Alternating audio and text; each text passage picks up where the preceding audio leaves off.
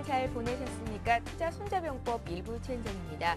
오늘은 절기상 개구리가 겨울잠에서 깨어난다는 경칩인데요. 오늘 곳곳에 봄을 알리는 비 소식이 있습니다. 3월 봄이 시작되면서 코스피 지수는 2030선을 회복했고요. 지난 금요일 종가가 2034 수준이었습니다. 자, 지난 주말 미국 뉴욕 증시가 숨을 고른 가운데 오늘 한 주를 시작하는 국내장 어떻게 출발할지 분위기 보고 투자 전략 짜드리겠습니다. 오늘 투자 손자병법 함께해 주실 두 분의 전문가 소개합니다. 우리투자증권 S&G센터 정태근 전문가 나오셨고요. 교보증권 여의도 지점의 이명식 전문가 자리하셨습니다. 안녕하세요. 네, 반갑습니다. 안녕하세요. 예. 자, 현재 동치호가상으로는 코스피 코스닥 모두 강세 출발을 할 것으로 예상이 되고요. 소폭의 오름세를 볼 것으로 보입니다. 시총 상위 종목군들의 움직이는 엇갈리는 가운데 지난 금요일 삼성전자가 장중에 121만 7천 원까지 오르면서 사상 최고가를 재차 경신을 했었죠. 오늘 장에서 0.6% 정도 오르면서 장을 출발할 것 같고요. 코스닥 대장주인 셀트리온 역시 오늘 2.3% 강하게 오르면서 장을 출발할 것으로 예상이 되고 있습니다.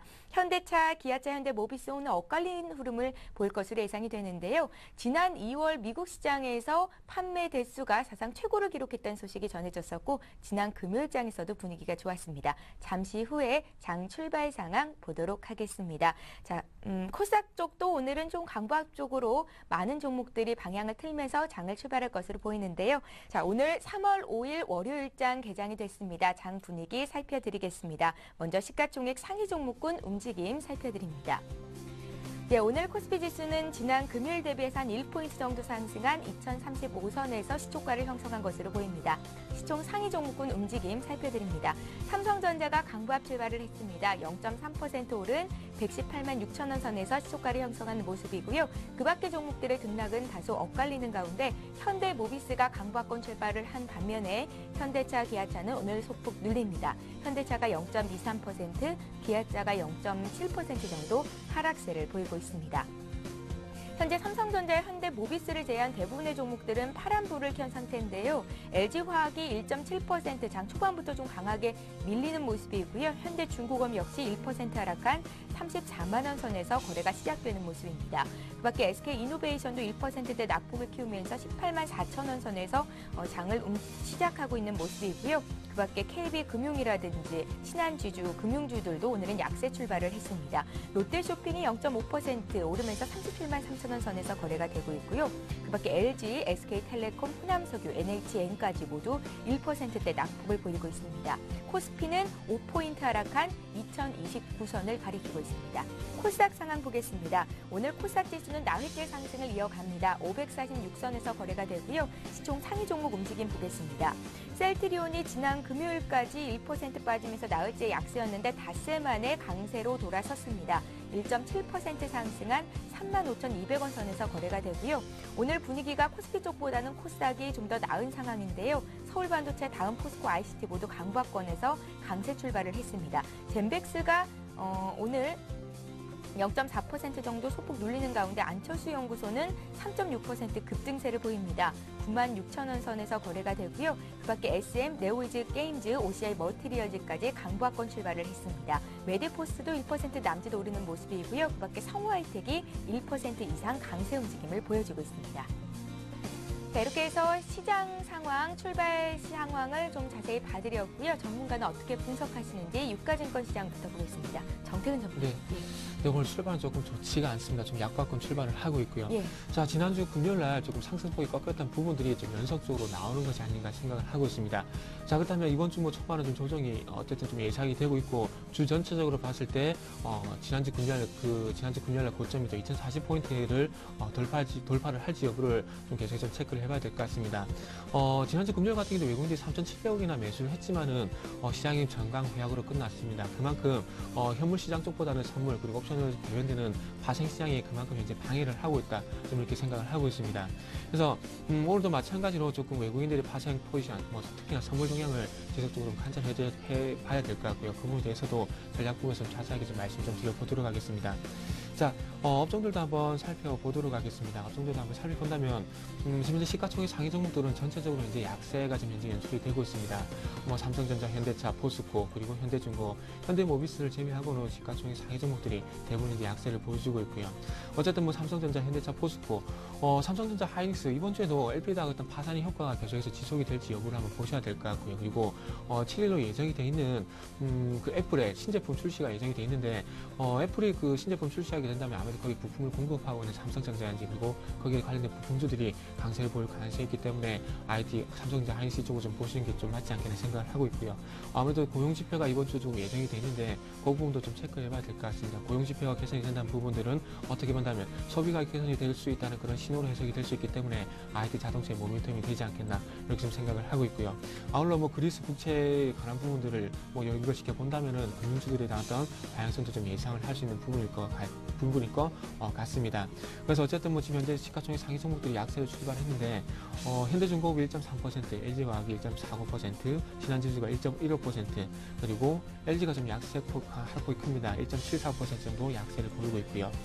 자, 그리고 SK텔레콤, 호남소비가 1%, 1.25% 약세를 보이고 있습니다. 대신 하나금융지주는 1.41%, 반대로 상승하는 모습이 현재 연출이 되고 있고요. 삼성화재가 0.9%, 삼성중공업이 0.98%, 그리고 고려아연 2.3%. 금값이 조금 하락한 영향이 좀 있지 않나 생각을 하고 있습니다. 고려아연이 2.2% 정도 하락폭이 커지고 있는 부분들을 현재 확인을 할 수가 있습니다. 네, 자 이렇게 해서 코스피 상황 살펴봤습니다. 오늘 코스피는 약세 출발을 했는데요. 지난 금요일 대비해서 5.66포인트 하락한 2028로 출발을 한 이후로 지금도 시초가와 별다른 움직임이 차이가 없는 상태입니다. 자, 이번에는 코스닥 상황 보죠. 코스닥은 나흘째 오름세를 이어가고 있는데요. 오늘 대형주보다는 중소형주가 좀 강한 편이군요. 네, 그렇습니다. 최근 들어서 뭐 코스닥 시장의 경우 수급이 불확실한 그런 상황을 보이다 보니까 개별 종목군들의 상승 흐름이 전개되고 있는데요.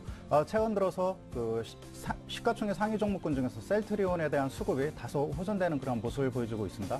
현재 셀트리온 1.4% 상승한 35,000원대를 형성하고 있는데요. 관절염 그 치료약이죠. 네, 유럽 의약청에 대한 제품 판매 허가 신청을 냈다는 그런 소식과 함께 상당히 좋은 흐름이 전개되는 모습을 보여주고 있고요. 포스코 ICT 현재 강보학관을 형성하면서 8,700원을 형성하고 있습니다. 포스코 ICT의 경우에는 모기업인 포스코베에 대한 그런 전폭적인 지원으로 인해서 매출액이 금년도 30% 이상 상승할 거라는 그런 기대감과 함께 최근에 가격 조정이 마무리되는 그런 모습을 보여주고 있고요. CJ ENM 현재 강보학관을 형성하면서 31,000원대에서 바닥을 형성하고 있는 그러한 모습을 보여주고 있습니다. 네오이즈 게임이 현재 강보학관을 형성하면서 4만 원대를 계속해서 유지하고 있는 그러한 모습을 보여주고 있고요. 전반적으로 시가총액 상위 종목군들의 경우에도 뚜렷할 만한 그런 모멘텀은 나타나지 않고 있는 가운데 BHI가 2% 상승한 28,600원대를 형성하면서 최근 들어서 기계 관련주들의 상승 흐름이 점진적으로 개선되고 있는 그러한 모습을 보여주고 있습니다. 상승률 상위 종목을 한번 살펴보도록 하겠는데요. 금일은 52주 신고가 상승 종목을 한번 살펴보도록 하겠습니다. 게임 관련주죠. 손오공이 3% 상승한 5,500원대를 형성하고 있고 풍력 관련주, 그 다음에 이쪽 그 천연가스 수혜주인 상강 MNT가 18,500원대를 형성하면서 계속해서 강보합권을 형성하고 있는 그러한 모습을 보여주고 있습니다. 전반적으로 현재 52주 신고가를 나타내고 있는 종목군들의 경우 뚜렷한 업종별 테마라든가 IT 관련주가 아니라 일부 그 개별 종목군 중에서 나름대로 실적 개선이 되는 그러한 종목군들의 상승 흐름이 개선되고 있는데요. 전반적으로 거래량이 미진합니다. 그렇기 때문에 투자자 여러분께서는 적어도 거래 대금이 50억 원 이상 되는 그러한 종목군에 한해서 선별적으로 대응하는 것이 필요하다고 판단이 됩니다. 예, 자 이렇게 해서 코스닥 출발 상황도 살펴봤습니다. 잠시 후 강정원의 오늘장 공략주를 잡아라가 이어집니다.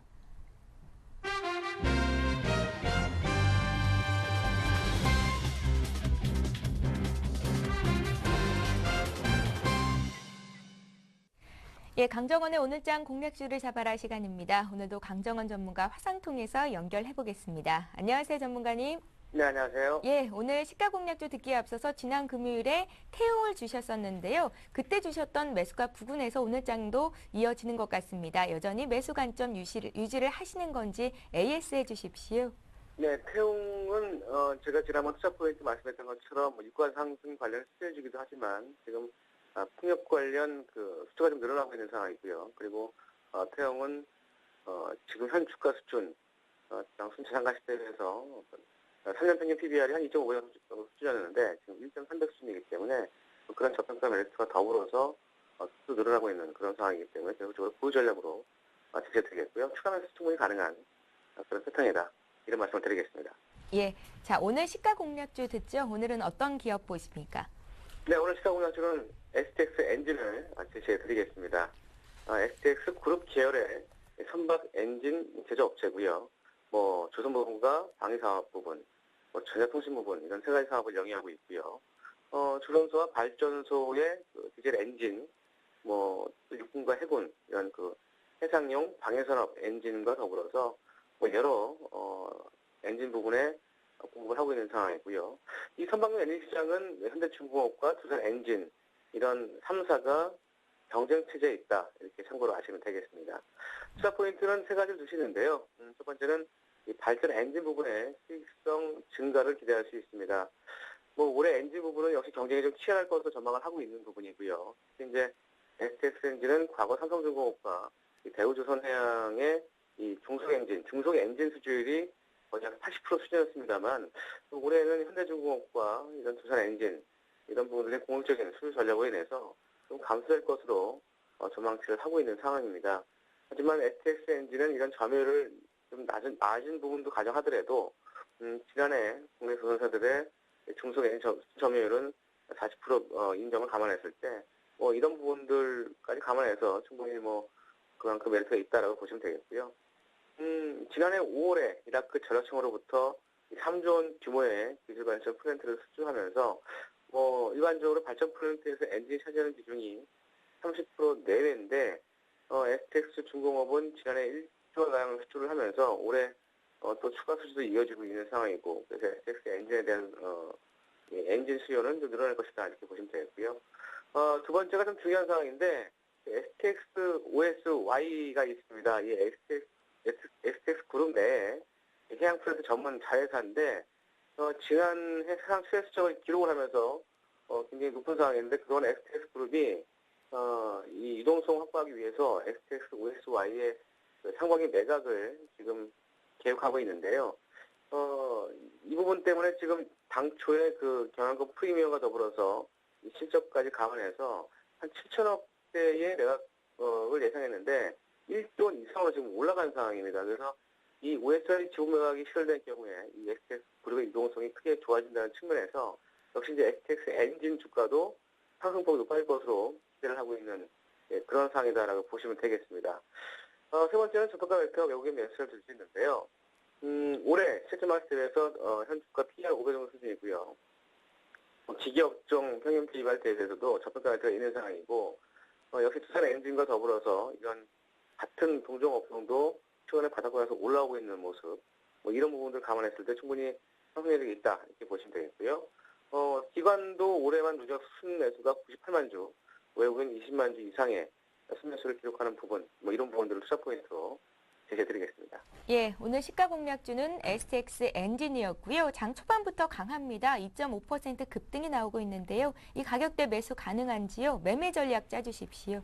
네, 매수가 일단 단기적으로 좀 보는 측면이 있기 때문에 우리 시가 공략주가 매수가는 2만 원대를 제시해드리겠고요. 목표가는 22,000원, 순저가는 18,000원 하회시에 순저로 대응하시면 되겠습니다. 그럼 지금 가격보다 약간 눌렸을 때 대응을 해야겠습니다. 네, 그 정도가 좋을 것 같고요. 2만 원, 지금 3,400원보다는 한 2만 원 초반, 2만 100원, 2만 200원 이 정도 가격대에서 매수가 좋겠다라는 말씀 드리겠습니다. 예, 강정원 전문가와 함께했습니다. 말씀 잘 들었습니다. 네, 고맙습니다. 예, 자 이어서 외환 채권 시장 움직임 보겠습니다. 한양증권 리서치센터의 전소영 연구원 전화로 연결합니다. 안녕하세요. 네, 안녕하세요. 예, 지난 금요일에 연중 최저치까지 내려왔던 환율이 오늘은 오르면서 장을 출발한 것 같은데요. 어떤 이슈들이 있는지 함께 봐주십시오. 네, 일단 이제 지난주 금요일이었죠. 지난주 금요일 날 장중에 1111원까지 하락했던 환율, 결국에는 1115원 선에서 마감을 했습니다. 22에서의 유동성 공급은 유로화의 약세 재료로 작용을 했는데요. 아무래도 돈이 많이 풀린 만큼 그만큼 통화의 가치가 떨어지기 마련입니다. 이런 요인들로 달러 가치는 상승하는 그런 흐름들을 보였습니다. 하지만 이제 국내 외환시장은 조금 상황이 달랐는데요. 일단 2월 달에 무역 수지가 흑자를 기록을 했고, 그리고 유럽의 우려가 일단은 유동성 공급으로 완화될 가능성이 높다라는 이런 측면들이 부각이 되면서 연중에 저점을 기록을 했습니다. 일단 전반적으로 봤을 때는 달러원 환율의 상대적인 절상폭이 여타 환율에 비해서 적었던 만큼 아무래도 추가적인 하락 여지를 남겨둘 필요는 있습니다. 하지만 속도가 너무 가팔랐던 만큼 속도에 있어서는 좀 조절이 필요하다는 그런 판단이고요. 단기적으로는 저점을 형성한 만큼 급한 레벨 다운을 좀 경계할 필요가 있을 것 같습니다. 일단은 1110원대에서의 환율의 움직임을 좀 예상하셔야 되겠고요. 기술적으로는 5일 이평이 20일 이평을 하향 돌파한 만큼 추가적으로의 원화의 절상 기대감은 여전히 유효할 것으로 예상하고 있습니다. 예, 외환시장 봐주셨고요. 이어서 채권시장 움직임도 살펴주십시오. 네, 채권시장은 여전히 좀 약세 압력이 좀 강한 분위기입니다. 오늘 같은 경우는 주식시장이 조금의 조정 압력을 받으면서 국채선물이 이틱 상승한 104.16의 거래가 시작되고 있는 모습입니다. 일단 생각보다 우호적인 경제지표가 나왔습니다. 무역수지도 그렇고 산업생산도 그렇고 이런 요소들이 심리적으로 좀 위축될 만한 그런 움직임들을 보이고 있는 모습입니다. 외국인이 어제 16,000계약, 지난주 금요일이죠. 16,000계약 국채선물을 대규모 순매도를 하면서 아무래도 이런 요소들이 시장의 분위기를 좀 냉각시키고 있다라는 그런 판단입니다. 하지만 현물 쪽에서의 매수는 지속되고 있기 때문에 외국인의 이탈 우려를 걱정할 것은 아니고요. 단기적으로는 금리 상승 쪽에 베팅하고 있는 모습이 이어지고 있다라는 그런 판단입니다. 따라서 외국인과 그리고 국내 기관들도 레벨이 금리가 쉽게 하락하지 않기 때문에 아무래도 저점이 어딘가를 확인하고 금리의 상단도 확인할 그런 필요가 있다라는 그런 판단으로 섣불리 매수와 매도에 나서지 않는 그런 모습입니다. 따라서 일단은 1차 지지선인 3.5%까지 바라볼 필요는 있을 것 같습니다. 수급은 여전히 우호적입니다만은 레벨이 부담이기 때문에 섣불리 나서기보다는 단기적으로는 금리 상승 쪽의 방향을 잡고 단기적으로 매매하는 전략들이 필요해 보입니다. 예, 한양증권 리서치센터의 전소영 연구원과 함께했습니다. 말씀 잘 들었습니다. 네, 감사합니다. 예, 자 이어서 일본 증시 출발 상황 보겠습니다. 리딩투자증권의 남성욱 대리 전화로 연결합니다. 안녕하세요. 네, 안녕하세요. 예, 오늘 일본 출발 상황은 어떻습니까? 일본 니케이 지수 9,775.12포인트로 약간 밀리고 있는 모습 보이고 있습니다. 시작은 상승으로 시작을 했었지만 일부 물량이 나오게 되면서 0.02% 약보합 정도 수준 보이고 있습니다. 몇 가지 소식을 전해드리면 첫 번째가 이제 일본에서 이제 이란은행과 거래 중단 예정에 있다 이렇게 얘기가 나오고 있고요. 익명의 관계자의 말을 이용해서 니온 계좌의 신문을 통해 보도가 됐었습니다. 일본의 이런 움직임은 최근 미국이 이란 금융 제재를 강화하면서 일본을 압박한 데 따른 것이라고 분석이 되고요. 일단 이란 같은 경우에는 3월 20일 총선이 있습니다. 현재 서방 국가들과 경제적으로 상당히 고립되어 가고 있는 상황이기 때문에 일본의 이런 움직임도 대선 이후 총선 이후에 이제 강경책이 다소 완화될 가능성이 있다고 시장 분석가들은 보고 있고요. 그리고 겨울이 끝나가고 있기 때문에 원유 가격에 대해서 일부 하락할 여지가 있다 이렇게 보고 있습니다.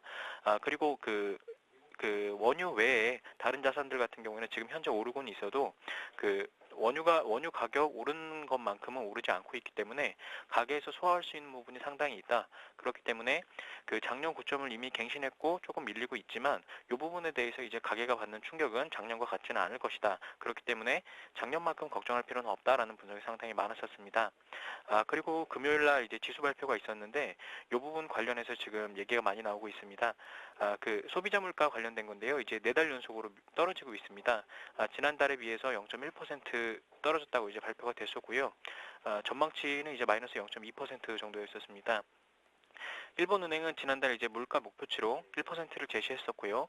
경기 회복을 위한 목적으로 10조엔 규모의 채권을 추가로 사들이겠다고 밝혔습니다. 그리고 일본 소재의 JP모건 증권의 선임 이코노미스트인 아다치 마사미치는 이번 수치는 일본의 디플레이션이 깊게 뿌리내려 있음을 다시금 보여주는 것이라면서 일본은행이 보다 공격적인 정책에 나설 것으로 보인다 이렇게 밝혔습니다. 이 부분 보시더라도 일본이 지금 디플레이션 관련돼서 이제 정책들이 상당히 많이 나올 것으로 예상이 되고요. 일단 시중에 돈을 푸는 것이 중요하니까 이 부분 관련해서 상당히 지켜보실 필요가 있다 이렇게 보시면 되겠고요. 그리고 다음 소식은 이제 일본 총리가 이제 소비세 인상을 야당과 곧 합의에 이를 것이다라고 얘기를 했었습니다. 3일 외신 기자들과 기자간담회에서 사회복지 강화를 위해서 소비세를 현행 5%의 2배로 올리는 것과 관련해서 야당과 합의에 이를 수 있을 것이라 보고 있고요. 이 부분 관련해서도 이제 주식시장과의 움직임 좀 지켜볼 필요는 있다. 이렇게 보고 있습니다. 예, 리딩투자증권 남성욱 대리와 함께 일본 증시 출발 상황 봤고요. 이슈도 함께 체크해봤습니다. 고맙습니다. 예, 감사합니다. 예, 자 지금 시각이 9시 18분을 넘어서고 있는데요. 코스닥 지수도 하락 반전이 됐습니다. 시장 움직임 다시 살펴보죠. 시황센터 연결합니다.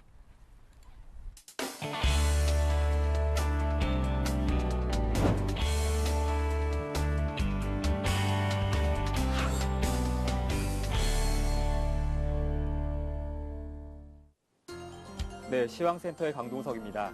이번 주는 쿼드러플 위칭데이, 또 금통위의 이벤트 등 증시에 부담을 주는 요인들이 있습니다. 지난 주말 뉴욕 증시는 차익 실현 매물 출회로 소폭 하락 마감했습니다. 3월 5일 월요일 현재 지수는 어떤지 자세한 지수 흐름 보시겠습니다. 2028선에서 출발한 코스피 지수는 현재 하락세 이어가고 있습니다. 11포인트 하락한 2022선 기록하고 있습니다. 수급 상황 어떤지 한번 살펴보시겠습니다. 개인과 외국인이 매수 우위를 보이고 있는데요. 기관은 매도 우위입니다. 기관은 189억 원 팔고 있습니다. 코스닥 시장은 어떤지 한번 살펴보실까요? 강한 상승 이어가다가 현재는 하락 반전했습니다. 543선 기록하고 있는데요. 코스닥 수급 어떤지 한번 살펴보시겠습니다. 개인이 매수 우위 보이고 있습니다. 개인은 42억 원, 기관은 10억 원 매도 우위 보이고 있습니다. 외국인도 역시 동반 33억 원 매도 우위 보이고 있습니다. 코스피 시가총액 상위 종목 보시겠습니다. 삼성전자는 반도체 휴대폰 TV 사업 외에 의료 바이오를 미래 주력 사업으로 육성한다는 계획을 발표했습니다. 현재는 약 보합권에 머물면서 거래되고 있습니다. 포스코는 기본 철강 역량에 이어 첨단 소재 사업으로 영향을 확장한다고 발표했는데요. 현재도 보합권에 머물고 있습니다. 현대모비스는 현대차 그룹의 자동차 판매 실적이 예상보다 좋은 분석에 상승 중인데요. 현재는 0.8% 강한 모습 보이고 있습니다. 다음 종목 보시겠습니다. 현대중공업은 올해 중국 시장 공략 등 글로벌 경영 체제를 구축할 계획을 가지고 있는데요. 현재는 2% 밀린 모습 보이고 있습니다. 삼성생명도 1% 약한 모습 보이고 있습니다. SK이노베이션은 유가의 움직임에 정윤주 오르내림 보이고 있는데요. 현재는 1% 밀리면서 18만 3천 원 기록하고 있습니다. 다음은 코스닥 시가총액 상위 종목입니다. 셀트리온이 오늘 강한 모습 보이고 있습니다. 2% 넘게 상승하고 있는데요. 다음도 1% 넘는 강한 모습 보이고 있습니다. 포스코 ICT는 주요 계열사와의 시너지 효과가 예상되고 있죠. 1.5% 상승한 모습입니다. 다음 종목 보시겠습니다. SFA는 1% 밀리고 있습니다. 안철수 연구소가 7% 가까이 6.5% 상승하고 있는데요. 99,000원, 10만 원 돌파할 수 있을지도 관심 모여지고 있습니다.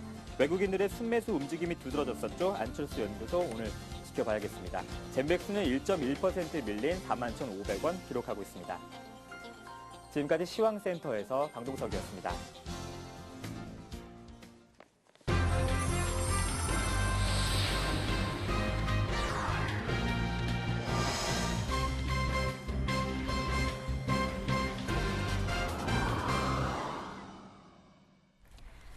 예, 지난 금요일에 2034포인트까지 올랐던 국내 코스피 지수가 오늘은 다소 눌립니다. 장 초반에 비해서도 낙폭이 다소 확대가 된 상태고요. 나흘 만에 하락세인데요. 증권주가 가장 많이 하락하는 모습입니다. 전문가는 오늘 시장 어떻게 분석하시는지 체크포인트 듣겠습니다. 정태근 전문가. 네, 이번 주 같은 경우에 계속해서 그 파생 시장을 좀 보셔야 될 것 같습니다. 예. 어차피 우호적인 환율적인 부분 때문에 계속 외국인들이 현물 매수 기조는 이어지지 않겠나 이렇게 생각을 하고 있고요. 자, 일단 지난주 그 환율 기조는 제가 신경을 쓰지 말라고 말씀드린 부분 같은 경우에 지난주 금요일날 외국인들이 3,700억이나 매수를 했지만은 시장은 밀렸습니다. 그렇다면 지금 현물 쪽보다는 프로그램과 그리고 선물 쪽의 시장을 조금 집중하시는 게 맞지 않겠나 그렇게 좀 생각을 하고 있습니다. 자, 이번 주 그 변수들부터 한번 차례대로 조금 간단하게 좀 전략만 좀 세워보도록 하겠습니다. 금주 같은 경우에는 먼저 금주 변수부터 말씀드려보자면은 유가 그리고 그리스 국채 위안 그리고 미국의 고용지표 좀 더 해보자면 중국의 양회 이 정도까지는 좀 보셔도 될 것 같습니다. 자, 유가 같은 경우에는 일단은 오늘 저녁에 미국의 오바마 대통령과 그리고 발음이 좀 어려운데 베냐민 네타냐후 이스라엘 총리와 정상회담이 좀 예정이 돼 있습니다. 그래서 이 그 이스라엘 총리와 정상회담을 통해서 어떤 이란으로 비롯된 어떤 지정학적 리스크를 얼마만큼 감소시키냐가 외교적으로 얼마만큼 감소를 시키냐, 이 부분이 좀 유가가 앞으로 유가가 좀 안정을 찾느냐 아니면 다시 한번 급등을 하느냐, 요 어떤 키포인트가 좀 될 것 같습니다. 그리고 IT 업종은 좀 이번 주는 좀 유심하게 좀 보고 싶은데 7일날 그 샌프란시스코에서 애플의 신제품이 좀 공개가 예정이 돼 있습니다. 그래서 이 부분은 업종에서 한번 자세하게 말씀드려보고 싶고요. 그리고 8일날 그리스 민간 채권단과 국채 교환 완료 여부가 결정이 이날이 납니다. 그렇게 됐을 경우에 8일날 국채 교환 여부가 결정이 나야 9일날 그 그리스 2차 구제 금융에 대한 승인이 확실하게 납니다. 지금 이제 잠정 승인까지 나는데 어쨌든 국채 교환 여부를 확정을 지어야 승인이 나기 때문에 이 부분도 한번 체크를 해보셔야 될 것 같고요. 그리고 미국 고용 지표 같은 경우에는 어쨌든 고용이 늘어나고 있다는 부분들이 소비와 연결이 될 수가 있기 때문에 고용이 늘어난다, 소비가 증가할 수 있다, 이런 해석이 나올 수 있기 때문에 IT 업종의 모멘텀이 좀 될 수 있을 것 같습니다. 그리고 아울러 글로벌 경기 회복에 대한 기대감도 작용할 수 있을 것 같고요. 그렇기 때문에 요 세 개 꼭 한번 체크해 보시라고 말씀 한번 드려보고 싶습니다. 예. 자, 그리고 기술적인 부분을 뭐 더 중요하게 좀 말씀 좀 드려봐야 될 것 같은데 준비한 화면을 좀 같이 보시면서 말씀드려보도록 할게요. 자, 주봉 차트를 한번 같이 보게 된다면은 지금 추세가 아래쪽으로는 1955포인트가 지금 이렇게 보면 지지 라인 그리고 저항 라인이 작용하기 때문에 이 자리가 좀 중요한 것 같고 아래쪽보다는 현재 위쪽이 좀 중요할 것 같은데 이렇게 주봉 차트의 추세대를 한번 그어 본다면 2050포인트에 저항권이 이렇게 대기돼 있습니다. 그래서 공교롭게도 지금 현재 주가가 주봉 차트를 봤을 때 2050포인트를 현재 돌파해주지 못하고 있기 때문에 요 어떤 주봉 차트를 봤을 때 2050포인트에 대한 돌파 여부 이번 주 계속해서 좀 체크를 해보시는 게 좋을 것 같습니다. 자, 그리고 오늘 같은 경우에 제가 좀 약세 출발 그리고 약세를 좀 예상했는데 왜 그렇게 생각하는지를 지난주 금요일에 선물 차트를 좀 같이 보면 좀 이해가 될 것 같습니다. 자, 같이 보셔야 될 부분이 어떤 부분이냐면 오늘의 전략은 그 전날에 나온다 보시면 될 것 같아요.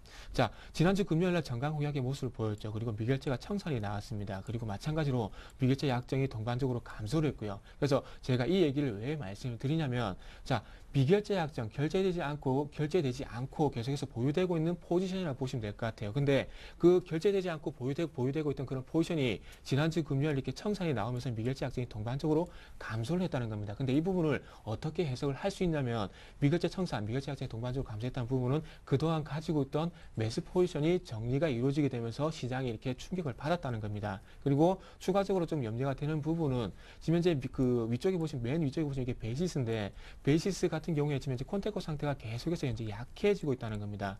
콘테고 상태가 계속해서 약해진다면은 백오데이션으로 넘어갈 수도 있다는 그런 가능성도 될 수가 있겠죠. 그렇다면은 지금 현재 많은 그 시장의 전문가들이 그리고 증권사에서 예상하고 있는 부분이 순차익 잔고 3조 7억 원이 현재 부담이 된다고 합니다. 그렇다면은 3조 7억 원이 부담이 된다는 것은 그만큼 프로그램 매도가 나올 가능성에 대한 부분을 얘기를 할 수가 있겠죠. 그렇다면은 프로그램 매도가 나오려면은 시장의 베이스가 약화가 되고 즉 백오데이션으로 넘어갔을 경우에 그런 현상이 발생을 할 수가 있다는 겁니다. 그래서 그런 부분들 볼 때 베이시스를 빼놓고 얘기를 할 수 없을 것 같고요. 그리고 좀 전에 말씀드렸듯이 미결제 약정 그리고 미결제가 동반적으로 청산이 나왔기 때문에 오늘 시장 쪽에서 약세를 보였다고 보시면 될 것 같습니다. 근데 지난주 금요일 같은 경우에는 매수에 대한 청산이 나오고 있고 그리고 지금 아침 쪽에는 지금 현재 외국인들이 1000계약 정도 매도 포지션을 잡고 있는데 오늘 쪽이 매도 계약이 신규 포지션이 되지 않겠나 생각을 하고 있습니다. 그래서 화면을 조금만 더 연결시켜서 본다면은 지금 현재 그 선물 차트를 좀 같이 보게 된다면은 자, 조금 전에 말씀을 드렸듯이 지난주 금요일 같은 경우에는 청산이 나왔지만 오늘은 매수가 도리어 누적이 되고 있습니다. 미결제가 누적이 되고 있는데 시장이 빠지면서 이렇게 미결제가 늘어나고 있죠. 그렇다면 매도 포지션에 대한 증가가 나오고 있다는 겁니다. 그렇기 때문에 오늘 시장에서는 아무래도 조금 약세가 지속이 될 가능성 그리고 2025포인트를 지켜주면서 마감을 하는지 그거를 한번 보시라고 말씀 한번 드려보도록 하겠습니다. 예, 앞서서 환율은 외국인들에게 우호적이지만 파생시장 움직임을 봐야 한다고 말씀을 하셨잖아요. 이번 주에는 체크해볼 만한 사항들도 많은 것 같은데 그럼 이번 주 지수가 눌릴 때 매수를 해도 되는 겁니까? 아닌 겁니까? 일단은 아무래도 변수가 조금 그 컷오프 위칭데이라고 옵션 만기일이 좀 분기점이 좀 될 것 같습니다. 예. 일단 오늘 이번 주 같은 경우 시장과 그리고 그 시장과 업종을 좀 분리를 해서 보고 있습니다. 좀 전에 업종에 들어가 말씀을 드리겠지만은 어쨌든 애플의 신제품 공개라지는 부분도 있고요. 그리고 지난주 같은 경우 조선주가 개별적으로 움직였듯이 아무래도 조금 업종과 그리고 시장을 좀 별개로 좀 생각을 하고 있습니다. 예, 업종별로 대응 전략이 달라질 수 있겠다라는 의견이신데 잠시 뒤에 좀 더 구체적으로 들어보도록 하고요. 이명수 전문가님 오늘 장 체크 포인트 어디에 두고 계신지 듣겠습니다. 네, 예. 최근 들어서 뭐 2,000포인트 안착이 이루어지다 보니까 투자 심리가 상당히 호전되는 것 같습니다. 예. 그러다 보니까 잠시 쉬고 있던 투자자들도 한번 그 시장에 대응하기 위해서 적극적으로 뭐 참여하고자 하는 그런 그 의사가 지금 많이 나오고 있는데요. 그러나 현재 국면에 있어 일단 그 투자자 여러분들이 현 시장에서 투자 심리는 개선되어 있지만은 이미 바닥에서 일부 업종 종목군들의 경우 상당폭 올랐습니다. 일부 대형 종목의 경우 기본적으로 뭐 바닥권 대비 한 20% 내지 25% 상승한 그런 상황 속에서 기관 투자가들이 발빠르게 차익 매물을 내놓고 그 다음에 눌림목 조정 이후 저가에서 재매수하는 그런 변동성 매매를 아주 단시간 내에 빠르게 하고 있기 때문에 일반 투자자 여러분들이 대응하기가 쉽지 않은 그런 상황이라고 판단이 됩니다. 예. 그렇기 때문에 투자 심리는 개선되었다 하더라도 최근 그 2, 3개월의 랠리에서 보였다시피 업종 회복이 가시화되거나 아니면은 이익 업황 모멘텀이 정점에 있는 IT 관련주들로 매기가 쏠리는 그런 현상이 나타나고 있습니다. 그런 측면에서 일부 IT 종목군들의 경우 1, 4분기 실적 발표를 전후로 해서 일단 상승 탄력이 둔화될 것으로 보여집니다. 그렇다면은 일단 그 3월 달이 고비점이 아닌가 이렇게 판단이 됩니다. 그렇다면은 투자자 여러분들이 투자 이험과 그 다음에 목표 수익률을 이렇게 그 밸런스를 맞추면서 시장에 적극적으로 대응하려면은 좀 더 심사숙고해가지고 보수적으로 공격적으로 대응하는 업황과 종목이 있다 하더라도 일부는 보수적으로 대응하는 것이 필요하지 않겠나 이렇게 판단이 되고요. 그런 측면에서 그 지난주의 경우는 환율 쪽에서 약간 그 한 1, 2주간의 엔화가 강세를 상승을 국면에 나타나면서 국내 IT, 그 다음에 자동차 관련주들이 혼조를 보였는데 개인적 견해로는 항상 환율과 밀접한 관계가 있기 때문에 환율이 즉 하락한다면 강세를 보인다면 주식시장은 상당히 견조한 흐름 내지 점진적 상승이 계속 이어질 것으로 보여지고요. 반면에 엔화가 그 상승폭이 크다 하더라도 과거 역사적으로 보면은 그 엔화의 경우에는 한 100엔대에서 강한 지지라인대가 형성이 됐습니다. 2000년도, 2001년도도 그렇고 2003년도, 2004년도에도 전 세계가 경기가 안 좋을 때도 엔화는 항상 100엔대에서 지지를 받았는데 2008년도, 9년도 리만 브러스 사태 이후 특수적인 그런 그 상대적 요인으로 인해서 엔화 강세가 나타나고 있는데 최근 들어서 엔화가 그 상승을 보인다 하더라도 IT 자동차 크게 뭐 타격은 안 받을 것으로 보여집니다. 그 잠시 한번 그 원화의 환율을 한번 추이를 한번 살펴보도록 할 텐데요.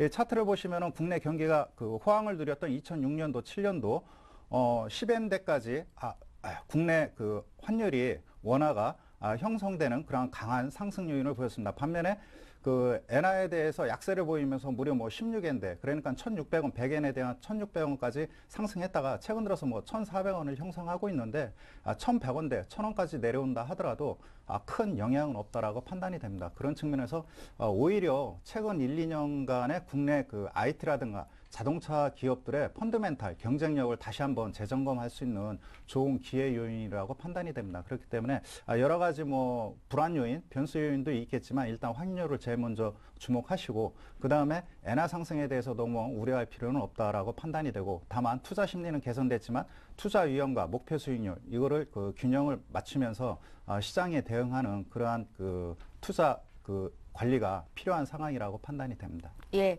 IT주는 다소 보수적으로 접근하는 게 맞겠다 하셨고요. 엔화 약세는 크게 우려할 부분이 아니다라는 의견까지 주셨는데요. 잠시 뒤에 두 분의 업종별 전략 구체적으로 듣도록 하고요. 잠시 코스닥 특징주 보겠습니다. 동부증권 신논현역 지점의 김성원 차장 전화로 연결합니다. 안녕하세요. 네, 안녕하십니까? 예, 차장님은 오늘 시장 흐름 어떻게 보십니까? 네, 주말 미 증시는 별다른 지표 발표가 없는 가운데 약보합 마감을 했습니다. 현재 코스피 지수는 주말 뉴욕 증시 영향으로 13포인트 정도 하락한 2021포인트를 나타내고 있습니다. 2월 무역 수지가 약 22억 달러 흑자로 한 달 만에 적자 탈출하며 금요일 주가도 상승세를 나타냈습니다.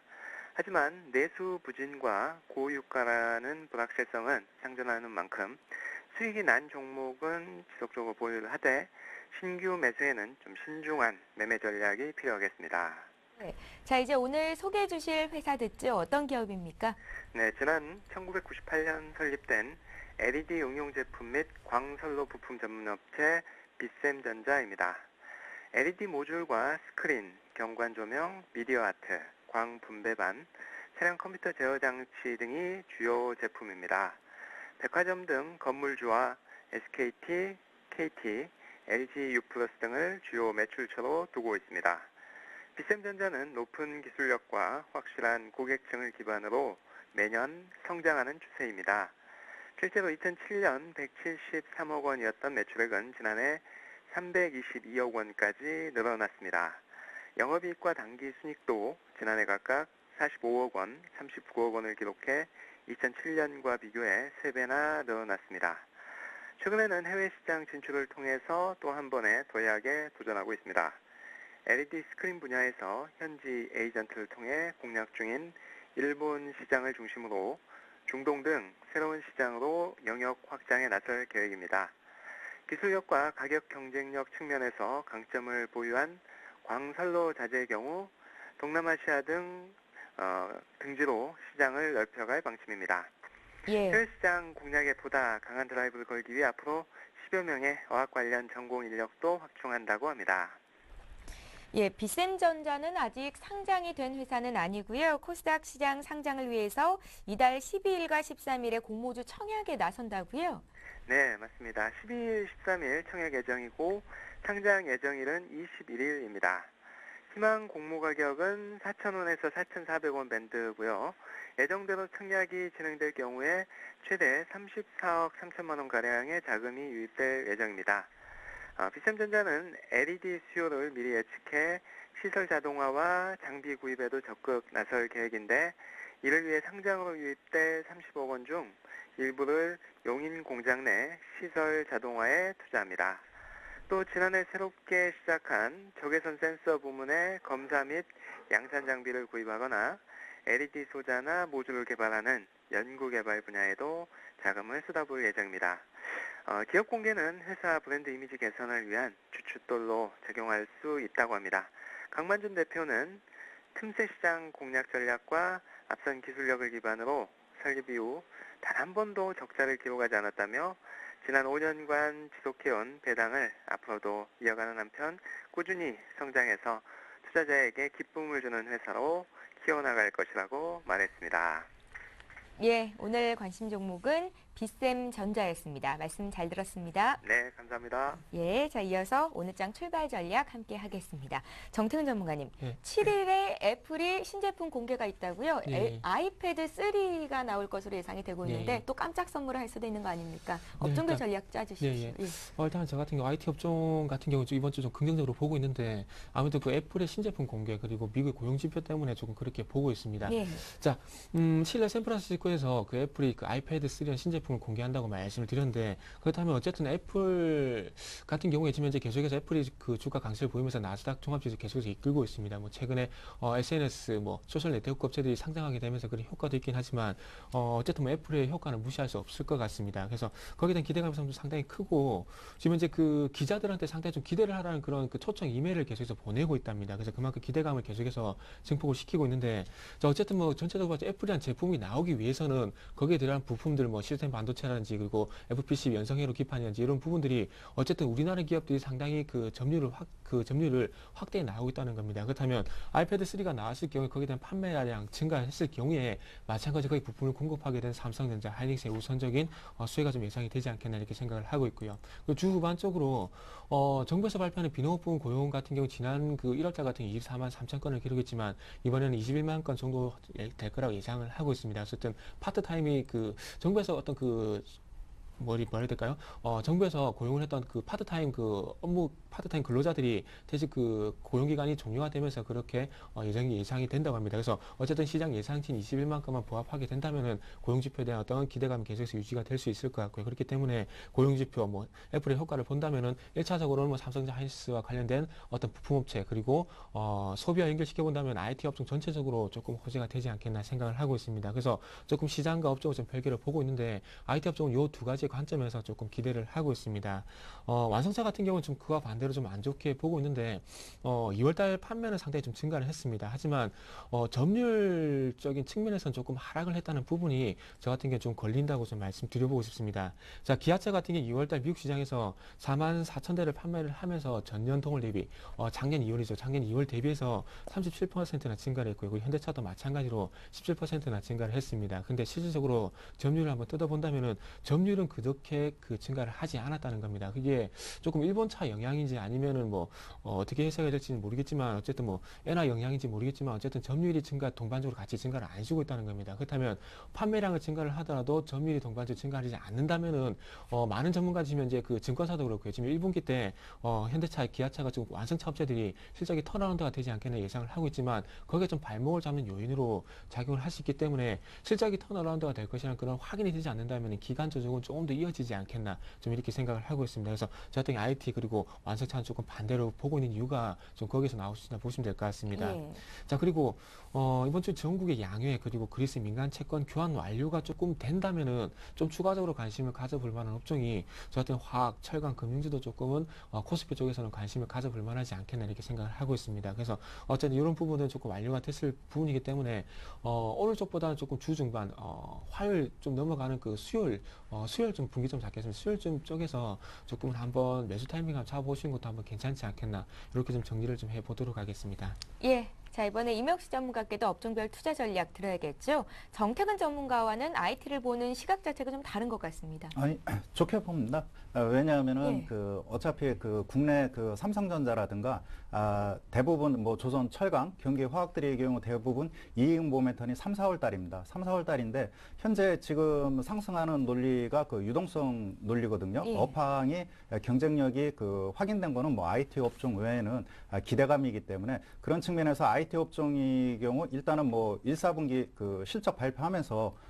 정점을 형성하고 다시 하반기에 상승 랠리가 이어지지 않을까 이렇게 판단이 됩니다. 과거에도 그런 사례가 있었기 때문에 그런 측면에서 말씀드린 거고 그런 측면에서 일단은 뭐 삼성전자라든가 애플이라든가 예전에는 삼성전자가 애플을 따라가는 그런 양상이었다면 2012년도에는 애플과 맞짱을 뜨는 그런 상황이고 국내 증시나 그 미국 증시나 이렇게 보면 시가총액 상위 종목들 신고가 랠리 장을 주도하는 게 스마트폰입니다. 그런 측면에서 일단은 애플과 삼성전자의 흐름은 동행성을 보이면서 세계 증시를 그 주도한다라고 보실 수 있겠고 다만 여기서 중요한 거는 그동안에 그 휴대폰 시장에서 강자였던 노키아 이미 뭐 3, 4년 전서부터 뭐 노쇠화 현상이 나타났긴 했는데 최근 들어서 뭐 트리플 B 마이너스까지 신용 등급이 급속히 하락하는 약세를 보여주고 있고요. 소니도 마찬가지로 뭐 신용 등급이 트리플 B 마이너스까지 하락할 정도로 예전에 그 국내 기업들이 벤치 모델로 삼았던 이런 그 글로벌 그런 경쟁 업체들이 하나둘씩 세력하고 있는 그런 상황에 놓여 있기 때문에 국내 IT 업체들의 경우 현재 그 시장 국면에 있어서는 대외 여건만 좋아지면 상당히 계속해서 좋은 그러한 그 시장을 계속해서 확보해 나갈 것으로 보여집니다. 그런 측면에서 긍정적이고요. 자동차 업종의 경우는 최근의 흐름을 보면은 그 좁은 박스권 내에서 갈질자 양상을 펼쳐지고 있습니다.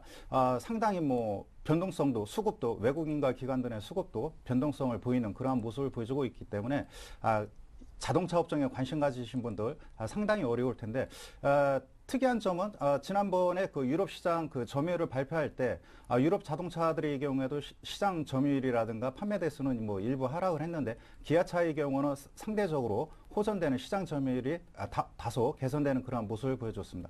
이러한 요인은 그 유럽에서 2위 자동차인 그 프랑스의 푸조 자동차의 경우에도 최근 들어서 심각한 그런 경영난을 겪고 있는 그런 상황이기 때문에 그런 측면에서 아무래도 국내 기업들이 글로벌 그 역학관계 구도에서 일단은 수혜를 보는 것이 아닌가 이렇게 판단이 됩니다. 그런 측면에서 면밀하게 살펴봐야 될 그런 측면에 놓여 있고요. 계속해서 뭐 중국에서 양해에 대한 그런 관심이 나타나고 있는데 시장에서 뭐 그다지 그 뭐랄까 기대를 하고 있는 것 같지는 않습니다. 그런 측면에서 일단은 그나마 경기 보양 모멘텀이 살아있는 철강이라든가 그다음에 화학업종의 경우에도 역시 최근 들어서 뭐 제품 가격이 상승하고 있기 때문에 1분기 실적은 일단은 선방할 것으로 보여집니다. 그런 측면에서 눈여겨보셔야겠고요. 무엇보다도 중요한 것이 의외로 조선 그 업종들의 경우 지난 뭐 한 1, 2주 사이에 수주가 왕성하게 이어지고 있는 그러한 모습을 보여주고 있습니다. 그렇기 때문에 수주 산업, 뭐 조선, 그 다음에 플랜트 업체인 건설 이들 종목군들의 경우에도 눈여겨봐야 되는 그런 상황이라고 보실 수 있겠습니다. 그렇기 때문에 일부 뭐 업황 종목군들의 경우 바닥이 어느 정도 확인이 됐다 싶으면은 일단은 뭐 이를 종목군들의 경우 바닥권에서 금년 하반기를 보고 장기 투자하는 것도 괜찮다라고 판단이 되고 뭐 자동차라든가 조선, 건설 플랜트의 경우는 매 월 말 그 월 초에 수주 잔액이라든가 판매 대수 이런 것들이 그 공시가 되고 있기 때문에 면밀히 체크해 갖고 시장에 대응한다면은 나름대로 목표 수익률을 달성하는 데 큰 어려움을 없을 거라고 판단이 됩니다. 예, IT, 자동차, 중국 관련 수혜주 또 조선 해운까지 전반적으로 업종별 전략 짜주셨고요. 자, 이제 오늘 관심 종목 듣겠습니다. 정태근 전문가님. 네, 예. 조금 애플에서 힌트가 좀 나왔을 것 같은데요. 예. 실리콘웍스라는 종목을 좀 준비를 했습니다. 실리콘웍스 같은 경우에 이전부터 아이패드 3 출시에 대한 수혜자로 계속해서 그 시장에서 나왔던 얘기인데, 실질적으로 아이패드 디스플레이를 원활하게 구동시키는 시스템 반도체를 좀 생산을 하다 보니까 계속해서 그런 얘기가 좀 나온 것 같습니다. 그래서 아이패드 출시에 대한 부분뿐만 아니라 삼성전자 같은 비메모리 그 8조 투자에 대한 그 반도체 패키징 업체 거기에 대한 수혜도 조금 예상이 되는 종목이기 때문에 아이패드 출시가 되고 난 뒤에도 삼성전자 반도체 관련주로도 좀 관심을 가져보시는 것도 좋을 것 같습니다. 자, 이런 부분 말씀드리면서 기술적인 부분 바로 좀 넘어가 보도록 하겠습니다. 자, 먼저 수급적인 부분을 안 짚고 넘어갈 수가 없을 것 같은데요. 자, 실리콘웍스의 수급을 먼저 보시면은 그 외국인들이 11일 연속 계속해서 매수가 들어오고 있습니다. 그래서 지금 현재 수급의 주체는 외국인이라 좀 보시는 게 맞을 것 같고요. 그리고 지금 어쨌든 32,000원대 저항 때 이전에 그 반도체 부분이 부각이 되면서 상승하고 난 뒤에 저항으로 작용했던 32,000원대를 돌파하면서 지금 현재 21선 지지라인으로 상승을 하고 있습니다. 자, 그래서 매수가를 제가 생각했던 오늘 매수가 35,600원이었는데 요 정도 가격권이면 충분히 매수가 좀 가능하다 좀 말씀 한번 드려보고 싶고요. 그리고 목표가는 매수가 대비 한 10% 정도 잡았습니다. 39,500원. 그리고 지금 이제 좀 전에 말씀드렸듯이 21선을 지지라인으로 해서 반등 주고 있다고 말씀드렸기 때문에 21선이 있는 33,800원. 여기를 손절가로 한번 형성을 해 보도록 하겠습니다. 예, 애플의 신제품 출시가 됐을 경우에 수혜주로 꼽힐 수 있는 실리콘웍스를 오늘장 관심 종목으로 주셨고요. 지금 가격대 매수 가능하다는 말씀이셨습니다. 자, 정태근 전문가 종목 들어봤고 이번에 임영수 전문가 종목 들어야겠죠? 어떤 종목 보십니까? 네, 두산입니다.